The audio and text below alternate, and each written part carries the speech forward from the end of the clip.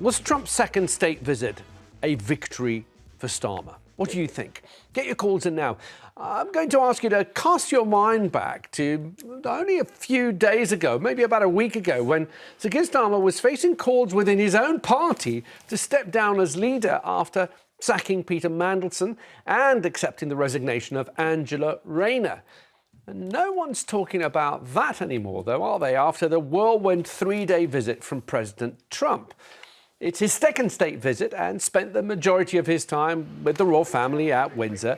But yesterday, Trump was alongside Starmer in a joint press conference, and he had this to say. For all of time, we have a relationship like no other. It will always be that way. We will always be united. We'll always be together. And I just want to thank you, Mr. Prime Minister, for the great job I think you're doing. Thank you very much. Thank you. Forever friends, and we will always be friends. This enduring connection is why I was thrilled that the United Kingdom was the very first country with which we made a historic trade deal, and a very good trade deal. He's a tough negotiator. I think it was a better deal for you than us, but these are minor details. It's a very good deal for both. He's a great negotiator. So, things are looking pretty good for Starmer at the moment. Lizzie, you were ready to jump in there. Pretty good for Starmer. I think they look horrific for Starmer. Why?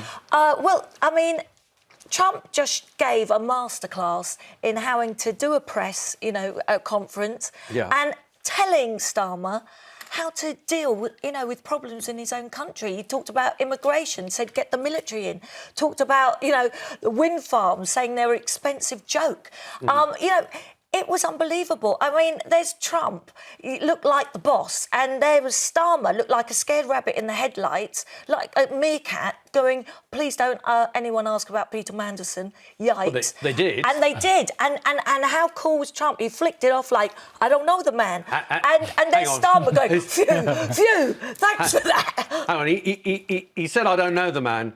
He quite clearly does. I mean, we have photo evidence of them having a conversation. But that's how clever Trump is. He just flicks it off. By just lying about things. Well, the fact is, they obviously, their people had chats saying Mandelson might be brought up. Neither of them want to talk about Epstein. All right, so you think this has not been a good visit for Starmer? And let me just tell you, can I just say one quick thing? I want to hear what Bobby has to say. At the royal banquet, Starmer, did you see his jacket? It's down to his knuckles. Did he get his outfit from Lord Abbey? Sartorial issues, Lizzie's got. Bobby, was it a terrible visit for Starmer? I'm going to go completely the opposite here to Lizzie. So, whilst even the most ardent of Starmer supporters will say domestically it's been a tough time for him, I think internationally he's played a blinder in the last 14, 15 months. He's come across as very statesmanlike. And even this particular visit by Trump, I think was a strategic win for Starmer, both in terms of diplomacy, economics, and also maintaining that robust partnership between Britain and America. Because you can tell that Trump, sometimes, he's someone that goes rogue, goes off piece. His advisors will say these things, but he can be a rogue cannon. But with Starmer, I think he gives them extra respect. And that's why I think, again, even if you look at our trade negotiations, again, the economic deal, $150 billion for technology. Again, he's... There's £250 billion worth of trade between the countries. I mean, Lizzie, come on. That's great. That's got to be a good thing. That's great. But as Trump said, with AI, you need lots of energy, something we've not got. Look what's going on. We really haven't got that. The choice of this government is less energy. And the energy bill's going through the roof, thanks to his mad ideology. That's a disagreement. The question was about drill, baby, drill, which, of course, is a Trump policy, not so much a Labour policy. However, as Starmer said in his answer, gas and oil are still going to be used. They disagree on wind farms. I mean, Donald Trump particularly dislikes. But you've got to admit. But the issue is, isn't the fact that they disagree on everything and yet still manage to have a convivial press conference. But Trump... Hang on. But I think this shows the masterful work of Starmer as an international statesman, because lots of other leaders globally, we saw Zelensky, they get into major spats with Trump, get on the wrong side and look disgraced. Starmer, he actually comes across as quite well. Let's Bobby, you look like a scared rabbit with a hernia. Sorry. Let's have a quick look. It's a highlight from the press conference yesterday, in which Keir Starmer was speaking about the UK's stance on what's happening in Gaza, which is a tricky issue, of course. But just have a look at this moment, see what you make of it. Let me be really clear about Hamas. They're a terrorist organisation who can have no part in any future governance in Palestine. And what happened on October the 7th was the worst attack since the Holocaust. What did you make of that pat on the shoulder and the smile? So I think, again... Was it patronising? No, I think Trump acknowledges... Who's the boss in that relationship? It's America. America's always going to be the boss in any relationship, whether it's with the EU or maybe China, maybe they might not be the boss there. But I think Trump acknowledges they do have a disagreement of viewpoints there, but he also realises the relationship with Britain is important, so he's not going to escalate this issue. Again, it could have been... Do you think Trump respects Starmer? Do you think he respects him? I think he does, because... Would you do that to someone who's the head of a country? They say something, oh, well done, yeah, a little It reminded smile. me of that headmaster with the pupil. That's what it reminded me of. And it just showed he's in our country telling us how to solve our own problems. Well, you don't like that, though, do you? No, but Trump just showed, look, I'm the boss. He looked, as I said, he looked like a scared rabbit, Keir Starmer. Even his eyes, you just see, he's looking at the press and you please don't ask this question. Okay. Whereas Trump does it so effortlessly. All right. You seem to have become a lot of sort of body language expertise of what Starmer looked like and whether he felt angry or scared or not. Let's find out what people are saying at home. David is in Southampton. David, do you think this visit was a good outcome for Keir Starmer? There was a lot that could have gone wrong. A lot of people predicted that there's going to be embarrassment over Peter Mandelson, also freedom of speech issues. Those things didn't really materialise. So could Starmer claim this as a win? I think so. I think he did himself a lot of good. But as I said to your researcher, we shouldn't be talking about that. We should be talking about why certain people in the UK, by the name of Farage, Piers Morgan, and now Miss Cundy, appeasing him, trying to, make him something that he isn't really.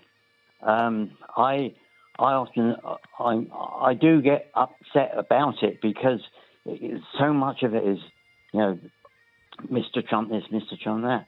As far as I'm concerned, we're doing okay. He's got the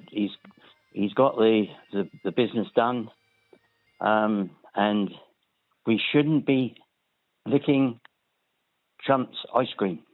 We should be... OK, David, let me put this, because you mentioned Lizzie. You mentioned me. But, David, do you not realise he's the most important man on the planet? It's so important we have a good relationship with Donald Trump. But we do have a good relationship. Yeah, but we need to do the tariff deal. So there's many things. We've done the deal, $250 billion. 25% on British steel. We've got 10% on Scottish whiskey.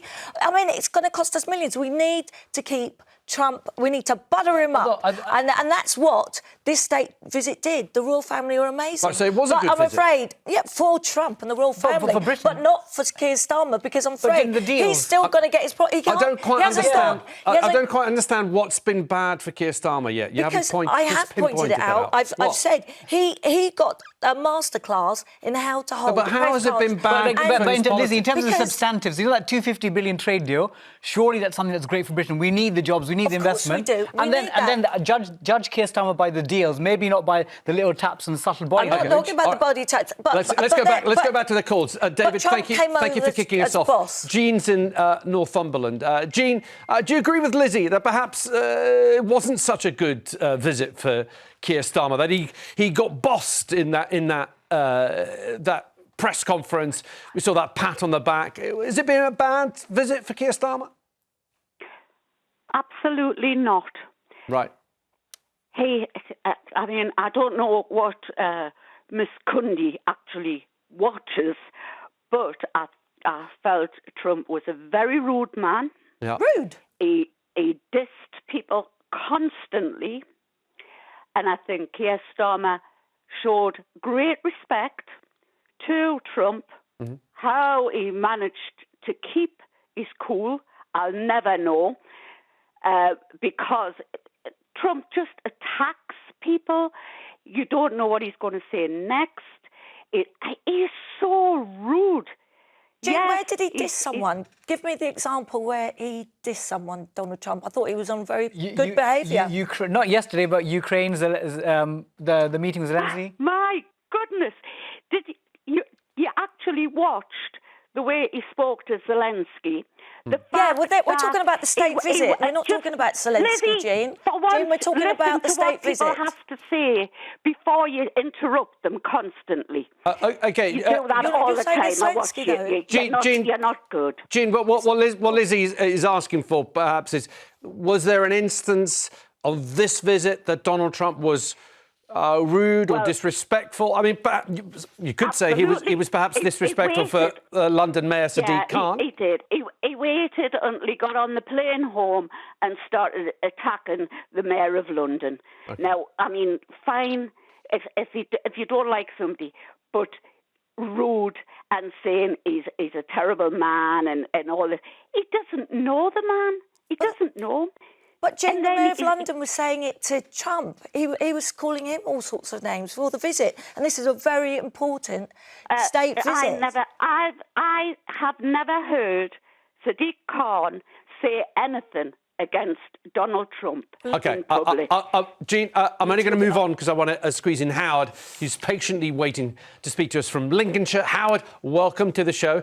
Do you think that this state visit was good, politically speaking, for Keir Starmer?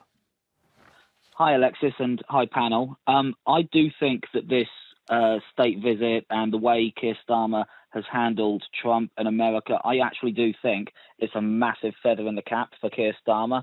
I think America, and especially Donald Trump, are one of the probably the most important countries in the world to keep ties with and to keep on side, if you like. Yeah. And I think if, say, for example, let's say the Conservatives won the last election, and let's furthermore say if Rishi Sunak was still Prime Minister, I can't see for 1 second Rishi Sunak would have handled, America and Donald Trump as warmly and as well, I think, as what Keir Starmer has done. I personally think this is a victory for Starmer, and like I just now said, a massive feather in the cap for him. OK, Howard, thank you. Let's speak to Valerie, who's in Stoke-on-Trent. Valerie, do you agree with Howard there? So far, most people that we've had getting in touch have been saying that actually, this was pretty good for Starmer. Nothing went terribly wrong. The press conference maybe was a little bit bumpy. Maybe that pat on the shoulder was a bit condescending. But in all other instances, the deal has been done. But maybe politically, this has been good for Starmer. Do you agree? Well, I think in this instance it has been good for Starmer. Yeah. But I think this visit of Trump and his wife have been absolutely made by the royal family. Yeah. And I think that he's been so impressed by the welcome that he's had. To me, that's overtaken everything. This country is in a pretty rotten state at the moment. Yeah. Weak and decisive Prime Minister that we've got isn't the man to get us out of it. Do you give Starmer any credit for at least landing that deal? It's £250 billion, beg your pardon, worth of trade. I mean, as you said, maybe the country is not in the strongest state it could be. The fact that we're going to have to roll out the carpet for people like Donald Trump is just the political reality. Absolutely. We've got to keep friendly with Donald Trump. We know he's the most important man in the world. But I don't think that in the long term, Starmer is going to do good for this country. OK. Valerie, thank you for your thoughts. Crystal clear thoughts from Valerie. Thank you all for your calls on this. Don't forget